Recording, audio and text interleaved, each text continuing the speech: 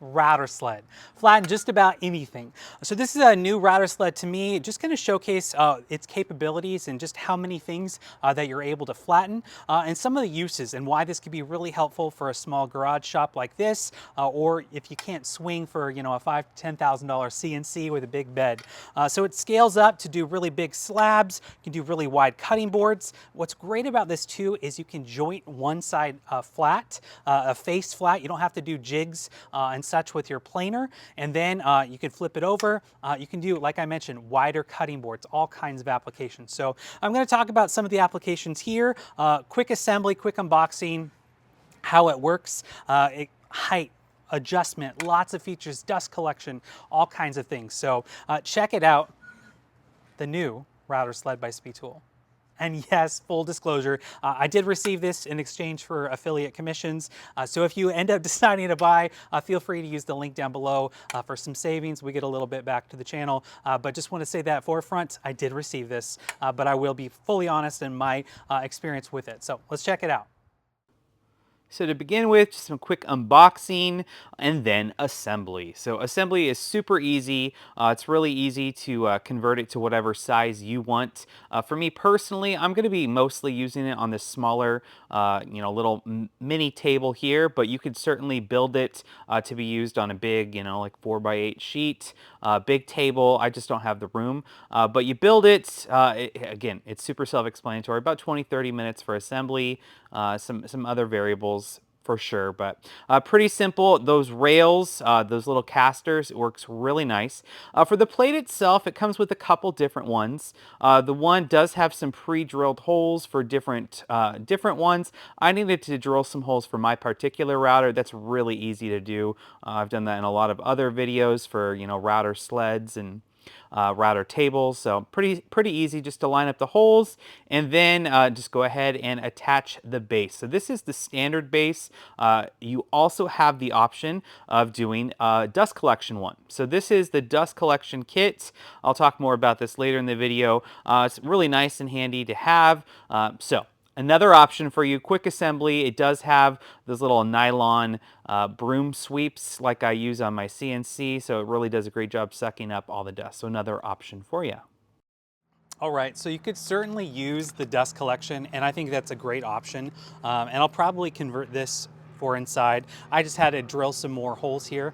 For me, small shop, right? It's a lot easier for me to just roll stuff out. I don't really have the space in my shop, in my garage. I have too much stuff in there to do a full bed. So I'm just using this smaller table here. So again, you can adjust the size. This can go a lot bigger. We can go this wide, go big table to flatten giant slabs. But for me, I'm just using this table.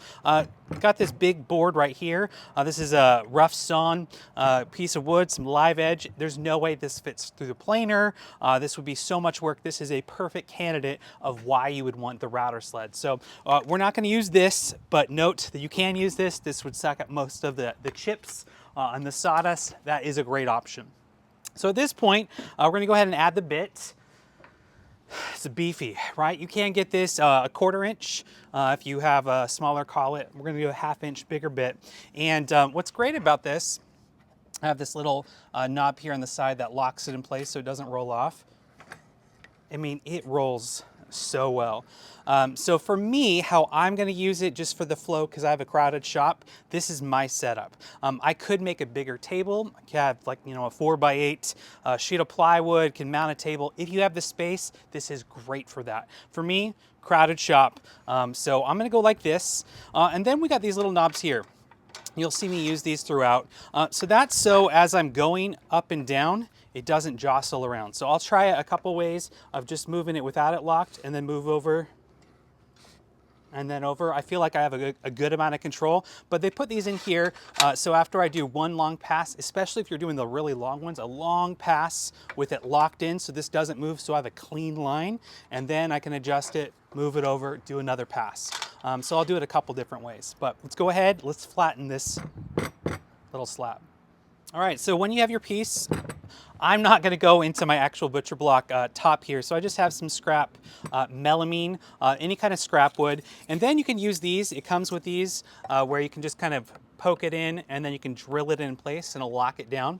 So that's what we're gonna do here. But first, on something like this that's really wobbly, you need to shim it up, right? So you wanna shim it, get some shims. I'm gonna need some bigger ones. So I want it pretty stable so it doesn't rock at all. Then I'll lock it in place, and then I get one side flat, and then I can take it out, flip it over, and do the whole thing again. So again, this is great for planers if you don't have a big planer, but obviously most folks don't have a 12-inch plus jointer. So I can fully joint one side so there's no wobble. This is great for cutting boards. This is amazing for cutting boards, especially if you want to start making those bigger, wider cutting boards. So first thing you do is obviously gotta level your slab. And so here, I just used some different shims. This had a lot of wobble on this rough sun little slab. They do come with those little, anchors. You can anchor in place. Here I am attaching the drill bit, making sure I have the right depth.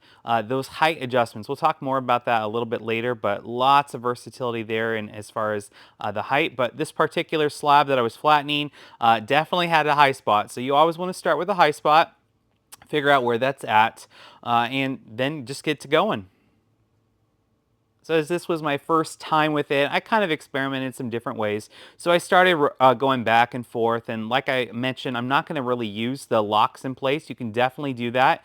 It just depends on your setup. And so probably in the future, I will flip it around to have it go, with the grain. I'll talk more about that in a bit, but did a really great job. Again, you just start with high spots. And then I started going this way and not really using the casters the way they were intended, just for the orientation on my table here. But worked really well. It slid really nice, and those casters work really well. So I can see a lot of applications for different things. So anyway, I went with the first side, and this is kind of a jointing pass, right? You're going to make sure you get one side perfectly flat. Really, really nice to have this capability, of course, because a lot of us don't have giant, 18, 24-inch wide jointers. So some old softwood, probably some cedar, maybe some fir, I'm not quite sure. But anyway, flipped it over, it's flat, and then anchoring it into place and getting the other side so it's, coplanar, all that good stuff. And so, all right, so on this time, I definitely started doing more of these lengthwise passes with the grain. That's the best practice. It's just going to show up less. No matter how you flatten your things, you're still going to have to do some sanding after the fact, but this definitely will alleviate some of the sanding. You won't have to do as much. But anyway, as far as this machine, this router sled, this little setup, it works so well. Worked really slick. Here you can see, pretty flat, pretty clean. That bit works really, really well. So it's a great option right there for you. And then just a quick little look at just how it cuts. So that bit, again, is a great option. At the very least, I would recommend, really affordable bit.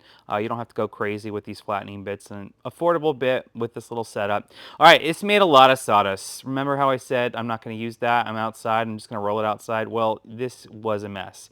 Stuff got in the shop, got everywhere. So leaf blower to the rescue, and just, fortunately where I'm at, I can just blow this into the woods. But anyway, little dust. All right, I swear I did not do that and make a mess on purpose just to upsell this.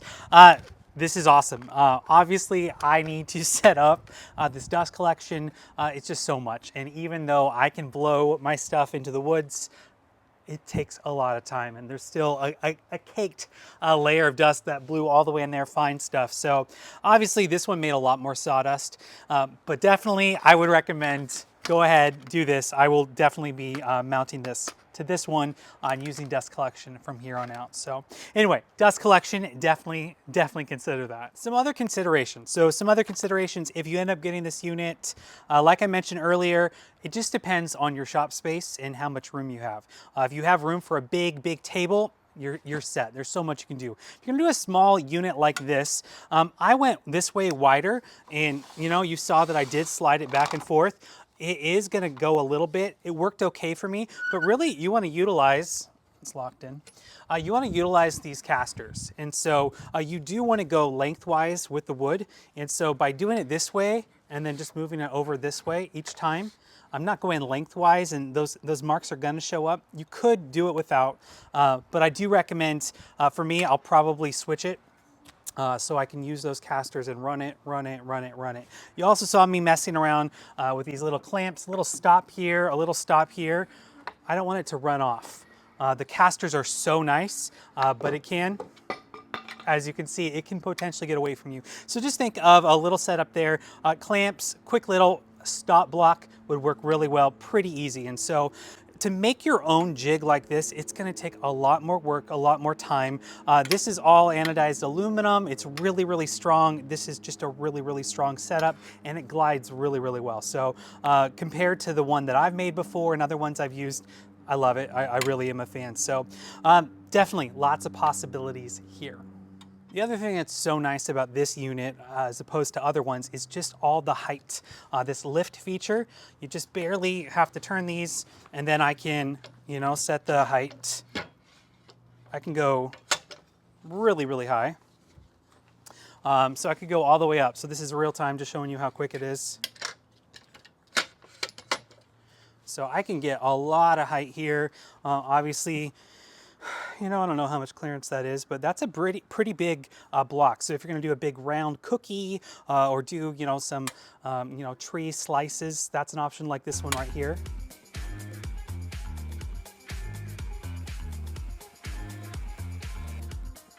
So pretty simple to adjust, lots of potential. The plunge, you do not have to use a plunge router. You can just come further off and make sure it's lower and then enter in from the side. So that is an option, but definitely a plunge router does work best. And that's what I've used, especially for any kind of flattening operation like this. And then you just slowly lower. You can set your stop to make sure you don't go too far. So a plunge router base is great. I've used the DeWalt. The DeWalt's great, but I actually upgraded to the Bosch, I don't know, 3-4 years ago, and I have 3 of them now. I love them so much. This Bosch unit is fantastic. Link down below if you want to see this particular one. Like you saw earlier, this particular one doesn't match up, line up with the plate, but that's fine.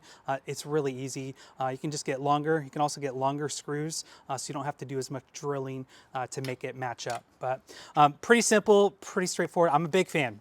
So obviously slabs, I have quite a few really big slabs that wouldn't fit on my CNC. So that's how I'm going to do it here. I'll have to set up a big table, but lots of other applications. I think of all the applications, what I'm most excited about for me personally is doing end grain cutting boards. You can run end grain through a planer as long as you have sacrificial fences on the front, but that's a little bit more work. And again, just the potential of jointing one surface flat and flipping it over, since most of you probably don't have a really wide jointer. The other obviously is doing wider cutting boards. And so I don't have to be narrowed down to a 12-inch cutting board. I can do 16-inch wides, big butcher blocks. I can do a big butcher block like this one right here. So this was a big butcher block that I made. I had to flatten this on the CNC. It took some time. I was able to flatten it on the CNC, but to do the software, get it all set up, that took quite some time. And the CNC expense can be, you know, for that size, can be $5,000 to $10,000.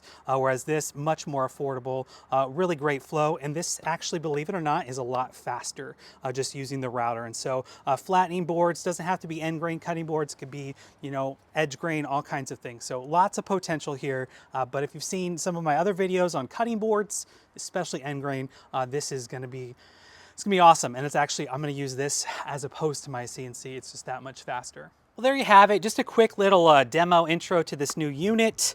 Some flattening, some potential projects, some future projects I'll do with this. If this video provided value, please consider subscribing to see more videos like this, to see this in use and some more of those cutting boards. More on those cutting boards coming up soon. I got to finish those up. But anyway, if you are interested in purchasing this unit, I do have that link down below with a coupon code. We do get a small commission off of each, so please consider using that if so inclined. Other things you can check out down below. But lots of other potential here. Questions, comments, you know, drop them down below. Other applications, any other tips you have for me or for others, I can share it down below. Thank you for watching. Until next time.